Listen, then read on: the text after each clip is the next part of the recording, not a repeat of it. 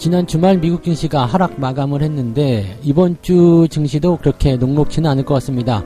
부채 한도에 대한 이야기가 계속적으로 잡음을 만들어내고 있고요. 소매 판매와 같은 경제지표가 발표되는 것은 긍정적이지만 연준위원들의 대거 또 발표가 있습니다. 연준위원들이 계속적으로 이야기를 해대고 있는 바람에 기대감들이 좀 꺾여있는 모습도 나타나고 있는 모습이기도 하죠. 자, 이러한 부분들이 종합적으로 나오게 된다면 시장이 좀 갇혀있는 것 아니겠느냐, 쉽게 올라가기 어렵다, 이런 식의 얘기도 같이 나오고 있습니다. 이 부분들 같이 좀 알아보도록 하고요. 금융위원회가 칼을 빼들었다는 이야기를 했습니다. CFD 계좌에 대한 전수조사에 들어가겠다. 한 3,400개 정도가 있다고 하는데요. 전량 전수조사를 신속하게 진행하면서 주가 조작 상황이라든지 여러가지 부분들에 대해서 알아보겠다, 이렇게 얘기가 나왔습니다. 일단은 이런 것들을 조사하는 것은 좋기는 하겠습니다만 시장에서 걱정하는 것도 있죠. 만약에 또 밝혀지게 된다면 주가의 어떤 하락이 또 나타나는 것 아니냐, 자, 피하기 위해서 또 막 집어 던지는 것 아니냐, 이런 식의 얘기들이 나올 수도 있다는 얘기죠. 그래서 이런 부분들 같이 좀 알아보고요. 코스닥 상장사들의 65% 정도가 실적 예상치에 부합하지 못했다는 얘기가 나왔습니다. 실적이 지금 미달했다는 이야기죠. 실적이 안 좋다라는 것은 조금 의미가 있어요. 왜냐면 실적 추정치 컨센서스를 많이 낮춰놓은 상태에서도 그것에 도달하지 못했다는 것은 실적이 그만큼 많이 안 좋다는 것을 의미하거든요. 그러니까 이런 부분들 우리가 좀 경계해야 되는 내용인 것 같은데 이 부분도 같이 알아보도록 합니다.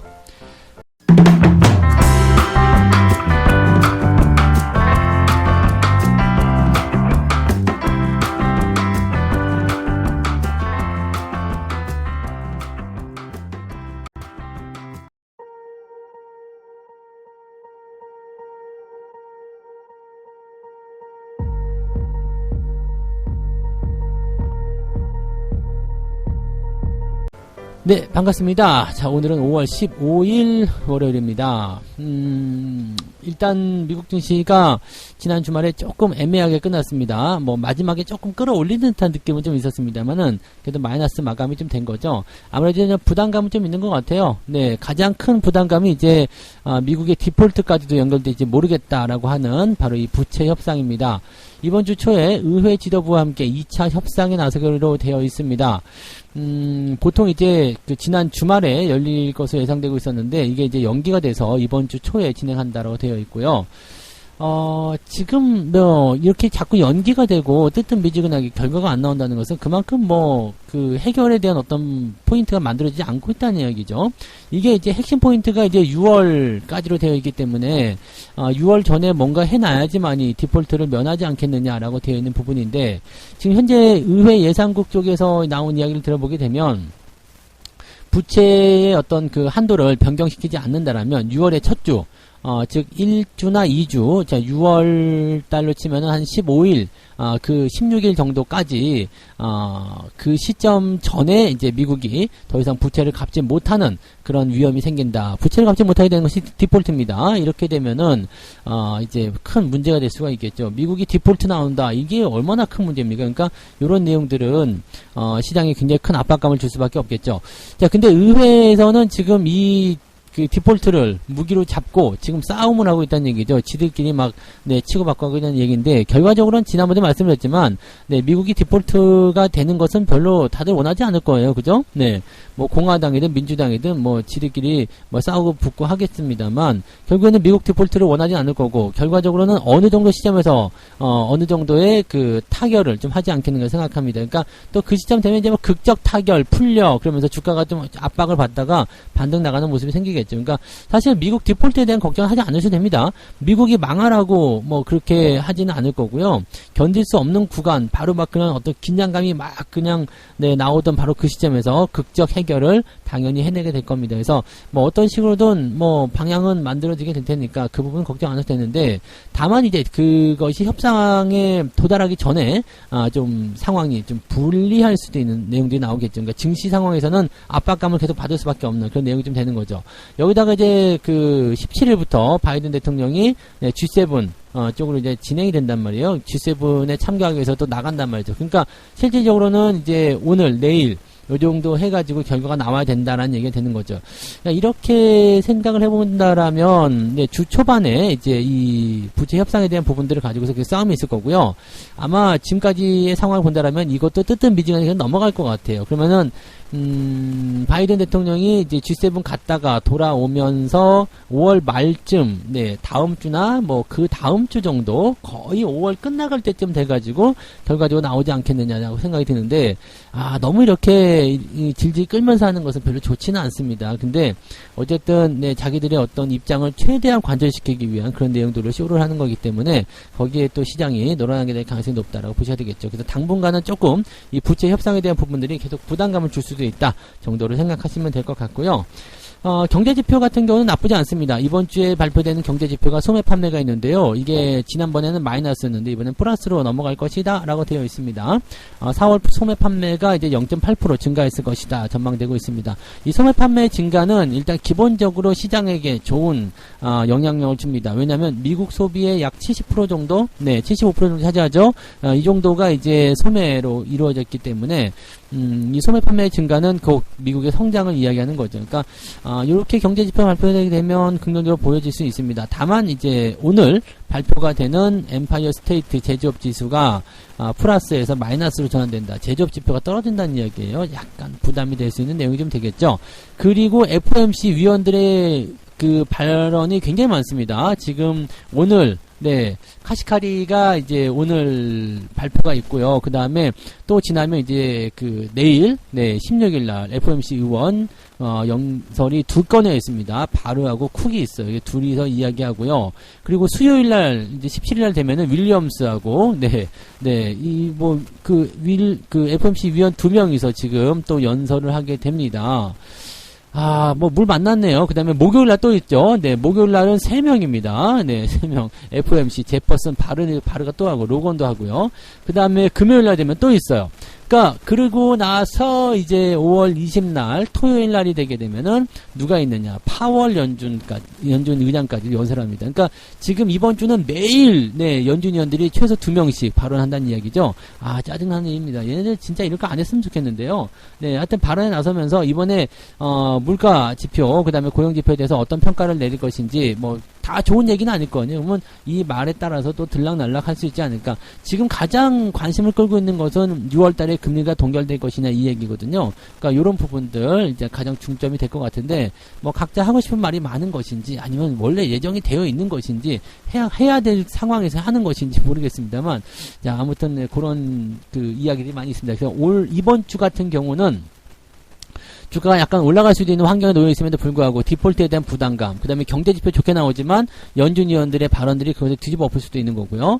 자, 그 다음에 그 타깃, 홈디포, 월마트 같은 소매 기업들의 실적 발표가 나오는데 얘네들이 좋게 나와도 이 연준 위원들의 발표라든지 이런 것들이 이제 중요한 포인트가 좀 될 것 같습니다. 기업들 실적과 소매 판매가 좋게 나온다면 어느 정도 반등의 가능성이 열릴 수 있겠습니다만 이 부분은 어떻게 된다고요? 주 후반부, 중반, 후반 넘어가야지 가능한 부분이겠죠. 그래서 주 초반에는 약간 변수를 가지고 흔들릴 가능성이 좀 있겠다라는 판단을 좀 내려야 될 것 같습니다. 그래서 그런 내용들을 참고하시면서 진행하시면 좋을 것 같고요.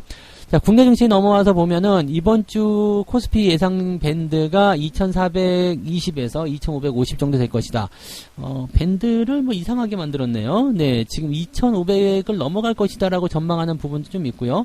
2420을 아래쪽으로 해놨다라는 것은 그래도 상당히 아래쪽에는 하방 경직되는 어떤 지지라인대가 강하게 좀 있다라는 것을 의미하는 부분이 아닐까 생각합니다.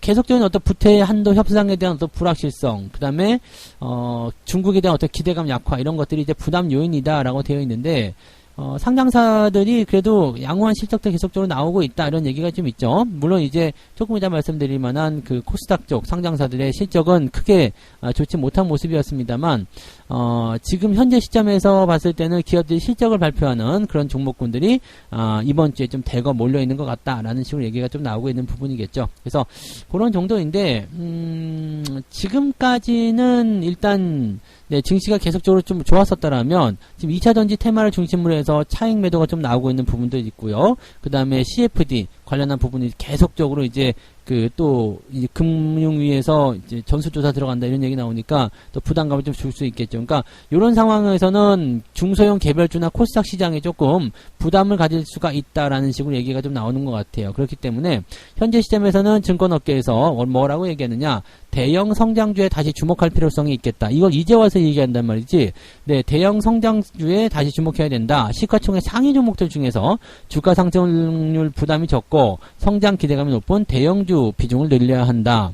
자, 이 외국인들이 이미 다 들어가서 몇 개월 동안 매집을 한 상태란 말이에요. 근데 이제 와서 대형주를 사라. 이것도 약간 좀 이상한 거 아닌가 싶기도 합니다. 뭐 외국인들 매집이 끝나니까 이제 올라가야 되니까 이런 기사를 써준 건지 모르겠습니다만, 글쎄요. 일단 외국인 순매수가 유입이 되고 있으면서 코스피에서 어느 정도 좀 실적이라든지 수급 이런 환경들이 잘 갖춰진 종목이라면 그런 종목들에 대해서 관심을 가져야 한다. 이런 쪽으로 얘기를 하고 있는 상황입니다.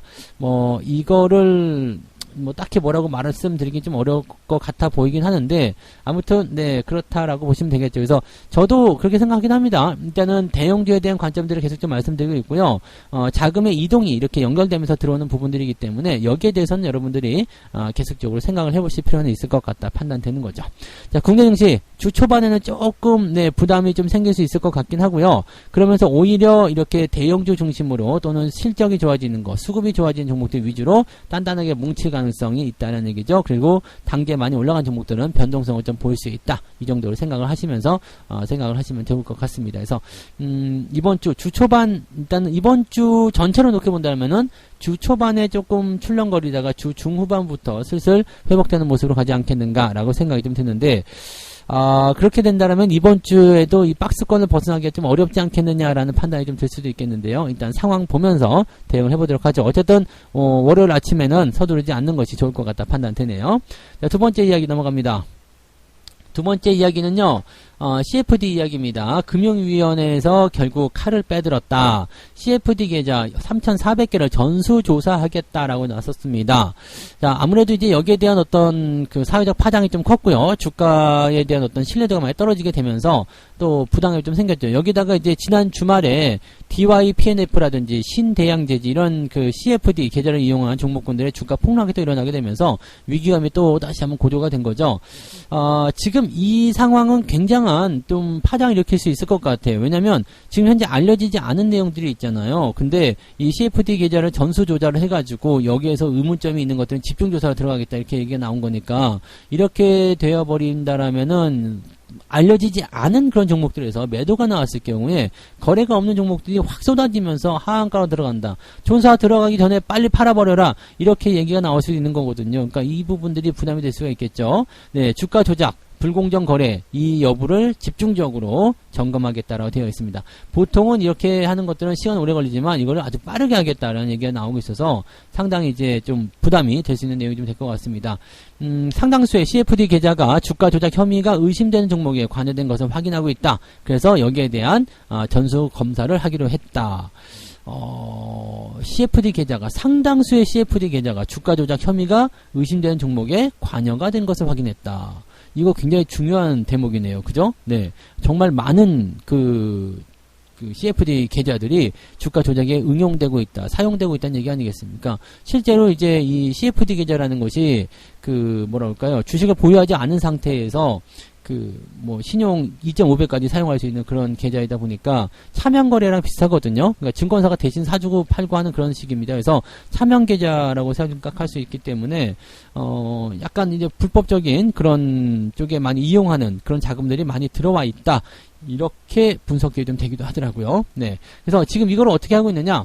자, 2020년 1월 달부터 시작해가지고요. 지난달까지 거래된 내역 점검을 시작을 해가지고 2개월 안에 완료하기로 했다. 보통은 이제 3, 4개월 정도 걸리는데 이걸 2달 안에 끝내기로 했다라고 되어 있는 거죠. 2달 동안, 네, 일단은 팔아야 될 놈들은 다 팔고 튀어야 되지 않을까 싶긴 한데, 글쎄요, 뭐, 어떻게 될 것인지는 모르겠습니다만, 이 CFD 계좌를 활용한 시세 조정과 부정거래, 그 다음에 유사한 혐의, 이런 것들을 집중적으로 살펴보겠다라고 되어 있는 거고요.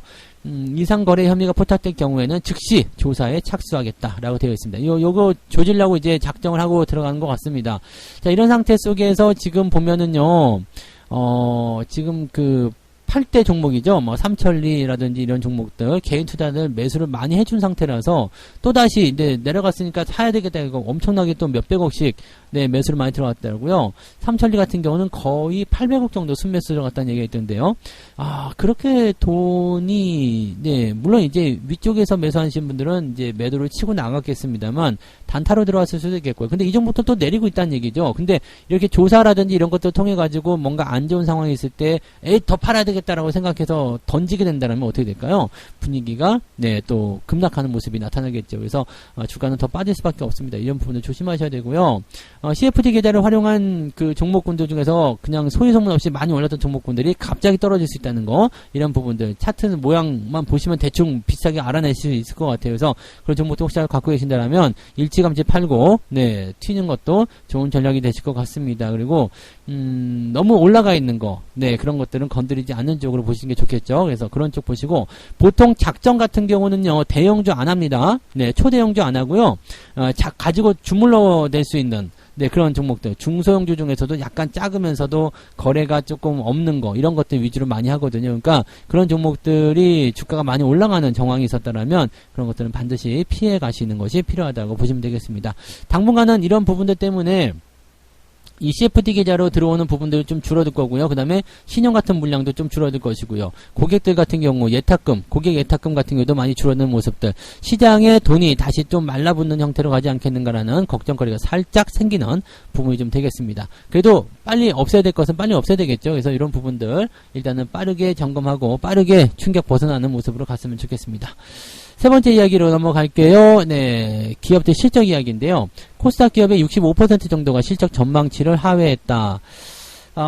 실적 기대치에 미달했다는 얘기인데, 이게 조금 더 안 좋은 이유 중에 하나가 뭐냐면 실적 전망치를 이미 낮춰놨단 말이에요. 근데 그것보다도 더 나쁘게 나왔다라는 얘기가 되는 거잖아요. 그러니까 이게 부담감을 좀 줄 수밖에 없는 내용이 되는 거죠. 상장사 10곳 중에서 6곳, 이거 코스닥입니다. 코스닥 상장사 10곳 중에서 6곳이 시장의 기대치에 못 미치는 성과를 나타냈다. 근데 코스닥의 주가가 최근에 많이 올랐죠. 물론 2차전지 쪽에서 많이 오르긴 했습니다만 2차전지의 실적들도 그렇게까지 좋지 못했습니다. 그래서 이런 부분들을 좀 보셔야 됩니다.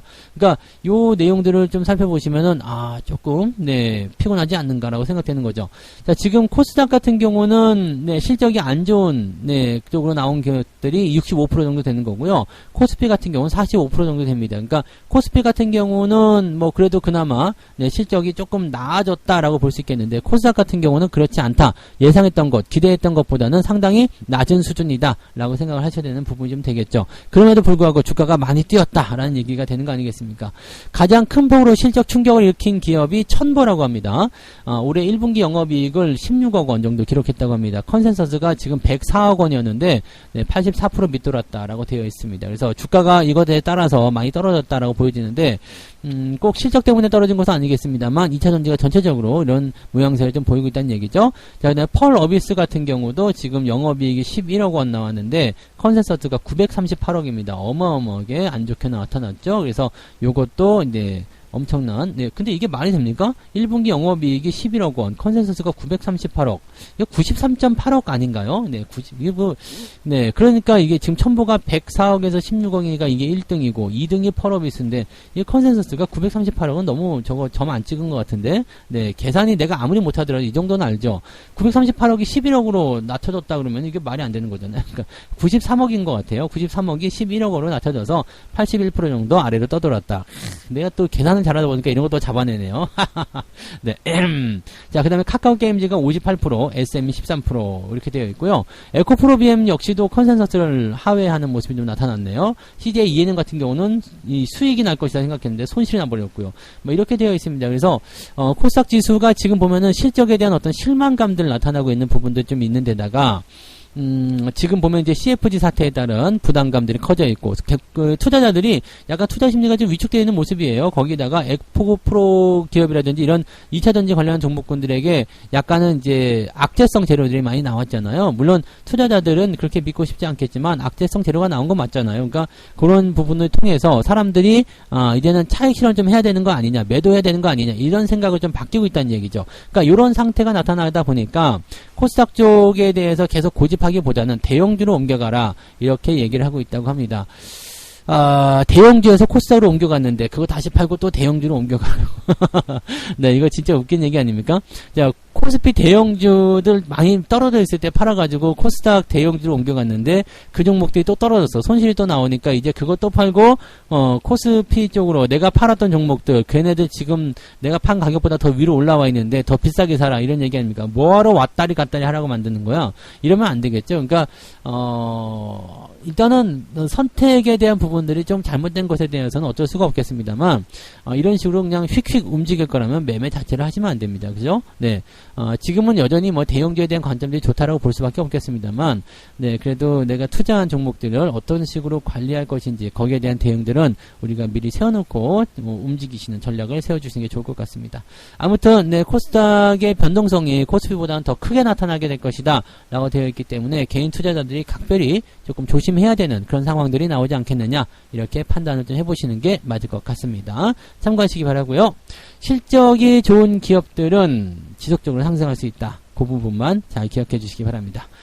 자, 이렇게 해서 오늘 세 가지 이야기를 전달해 드렸는데 미국 증시 때문에 아무래도 좀 불안정한 요소들이 나올 것 같습니다. 부채 한도, 소매 판매 이런 것들 주목하라. 뭐 좋은 얘기 나쁜 얘기 섞여 있겠습니다만 뭐 하나 마음대로 잘 되는 게 없죠. 네, 어쨌든 지켜봐야 되는 상황이긴 하기 때문에 주 초반에는 조금 긴장감을 타고 들어갈 것 같고요. 주 중후반부부터 조금씩 누그러지지 않겠는가 생각됩니다. 이 부분들 참고하시면서 대응하시면 되겠고요.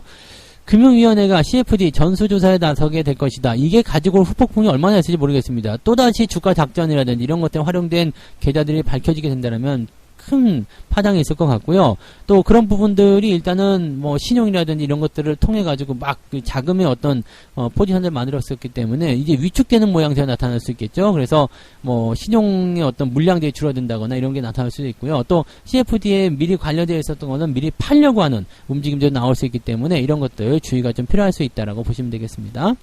자, 코스닥의 65%가 실적 미달 기업으로 되었다라고 되어 있는데 컨센서스를 낮춰놓은 상황에서 그거보다 더 떨어졌다라는 것은 상당히 안 좋은 소식이라고 볼 수가 있겠습니다. 이것뿐만 아니라 뭐 코스피도 그렇게 썩 좋지는 않겠습니다만 기업들의 실적이 미달된 기업들은 당분간은 주의가 좀 필요하겠다 보여지고요. 대신에 실적이 좋게 나오는 기업들 같은 경우는 실적이 좋게 나오는데 주가가 떨어지고 있는 기업들 그런 것도 있을 수 있잖아요. 근데 그런 것들은 별로 문제 삼지 않으셔도 되겠습니다. 실적이 좋아지고 있는 기업들은 현재 주가가 낮아지면 낮아질수록 더 좋은 매수의 시점이라고 보시면 되는 거거든요. 그래서 기업이 저평가됐다라는 것은 우리에게 가장 좋은 싸게 매수할 수 있는 기회다라고 보시면 되겠죠. 아무튼 네, 실적 부분들 잘 살펴보시고요. 실적 시즌 이제 거의 끝나가고 있기 때문에 실적에 대한 부분들이 끝나가는 시점부터는 이제 그동안 실적이 좋았거나 또는 이제 2분기에 실적이 좋아지는 기업들 이쪽으로 재편되는 모습들이 좀 생길 겁니다. 그래서 미리미리 준비하시는 전략들을 세우시면 좋겠습니다. 네, 책 한 꼭지 읽고 마무리하도록 하겠습니다. 미래의 수익은 반드시 보장되지 않는다. 뭐 여러분들 뭐 앞으로 계속 뭐 몇 배 갈 거야, 몇백 배 갈 거야 뭐 이렇게 생각하시는 분들 많이 계시는데 그게 반드시 보장되는 게 아닙니다. 만약 돈을 계속해서 잃을 경우 다음번에 반드시 따게 될 것이라고 생각해서는 안 된다. 그보다는 자신의 매매 원칙을 다시 한번 냉정하게 생각해 보는 것이 좋다. 이게 책에 적혀 있는 내용입니다. 나 지금 잃었지만 다음엔 더 많이 벌 거야.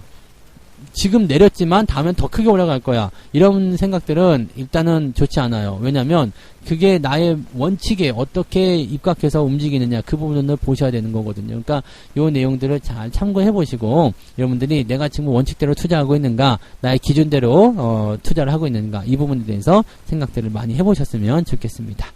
자, 오늘 여기까지 하고요. 자, 조금 있다가 무료방송 진행됩니다. 9시부터 무방 진행되니까 또 늦지 않게 오셔서 오늘 아침 시장을 한번 열어보고요. 월요일 아침에는 특히 미국장이 마이너스로 끝났을 때는 급하게 다가설 이유가 없습니다. 아침에는 그냥 관망하면서 시간을 보내셔도 괜찮으니까 아침에 서두르지 마시고요. 천천히 대응하실 것을 권장해 드립니다.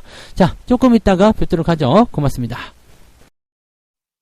본 방송에서 제공되는 모든 정보는 투자 판단의 참고 자료이며 투자의 최종 책임은 본 방송을 이용하는 본인에게 있습니다.